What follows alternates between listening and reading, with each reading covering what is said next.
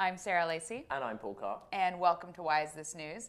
Paul, who do we have in the studio today? We have the very lovely Om Malik, the first non-Brazilian guest I think we've had in about 6 months. So, Greetings. welcome, Om. I see a pattern there. People with second language or the English as a second language are guests. Mm-hmm. Is that an ongoing We theme? were reading Giga and we were Okay. like, there's no way this is this guy's first Okay, language. okay. So we decided to get you in. I jest. The reason we've got you in, Om, as you know, English is your second language too, right? English is, I invented the language. The American is your first Yeah, language. we iterated and improved. Yeah, that. okay. You've made it. You've made. Yeah. No, but you're Ask Jeeves. Yeah, I mean, you're Lycos. You're Alta Vista. You're Excited Home. We're Google. Go ahead. Why are we here today, Paul? No one's ever called me Lycos before.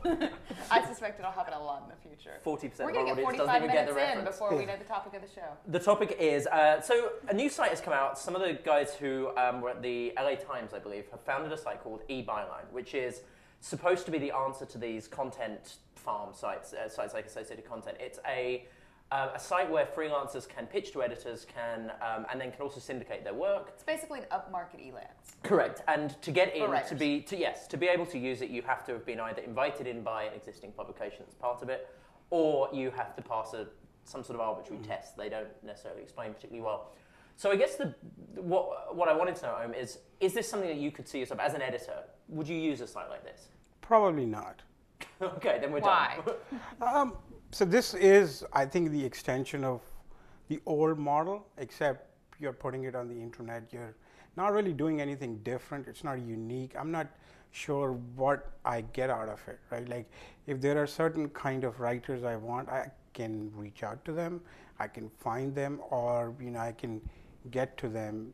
And I don't need to go through like a freelance fact. Let me play devil's advocate Of here. course, that's so, why you're and here. because I mostly agree with you. I do 100% think that agree this with you, is by the way. kind of rather than making journalism more inclusive to good writers out there, you're just kind of putting the old school East Coast media network online. Yeah. But I think there's a possibility that this is sort of a LinkedIn model. I mean, think about it. The way LinkedIn works, it's all based on people you know, and those people know largely to get jobs. So if I were looking at a job at the Washington Post, I might send an email to all my friends who are journalists and say, does anybody know someone who works at the Washington Post? That person can't really remember right then if they know someone. Maybe they don't get back to me. It kind of breaks down through lack of efficiency, but not because those real world networks aren't there. And LinkedIn makes that efficient. It's possible that if you're the editor of a huge newspaper, a huge magazine, and you're like, I need a journalist to write something about Botswana, and I know I read something, but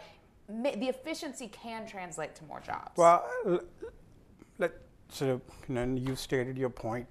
The issue with any of these services is all these online exchanges, regardless of whoever they are, whatever industry they're in, you need to have volume, right? There isn't. You have a media industry which is actually contracting. So there aren't that many jobs.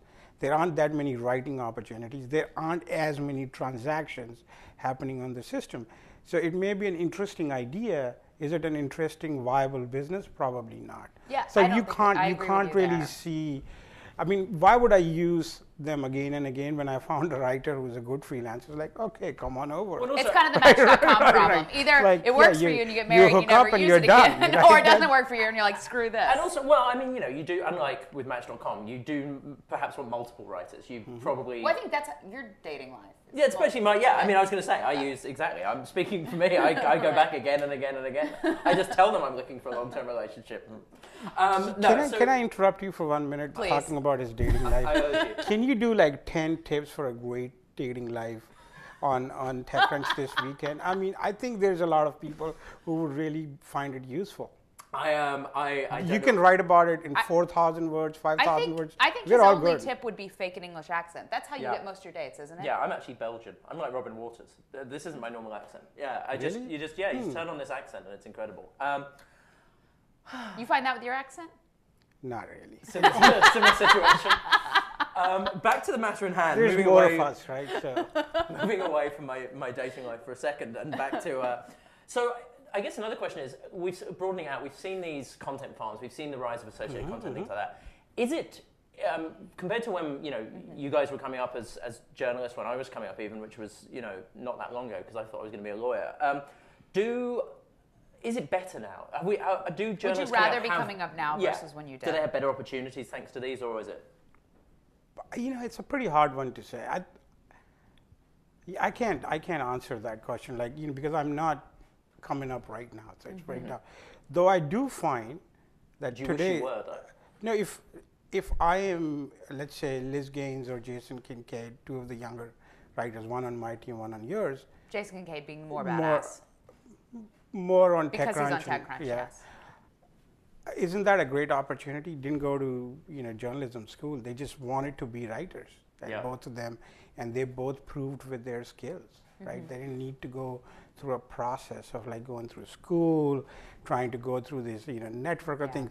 Just because Working you're the cops good, beat at the local paper. and you are very good at what you do, and that's yet it. what they did, though, and what it seems most people who have that story did, was put their stuff out there, but then it went back to a traditional model where an editor or somebody would see their work and would approach them. They didn't need to use this sort of site, and they didn't need to put their work up on an associated content and sell it for $10 an hour. It was Right. good quality, and everyone says this. Good quality rises to the top, and then a good editor will recognize that, and they'll find a way to get in touch with Jason Kincaid or with you. Or with I think it depends on if you really want to get work right now or you want to build a career. Because I think you can always find some kind of low-level writing work, and I think that work will get really commoditized if sites like this take off. I think for the very top-level people who've already built a career, they're not going to be affected one way or the other by this. But those people in the middle who are really trying to build a career, on the one hand, getting back to your question about when you would have wanted to come up, I feel like if I had come up now, I would have gotten so much, a bigger platform and a bigger audience, so much younger. Even look at New York Times, Wall Street Journal are hiring kids out of college,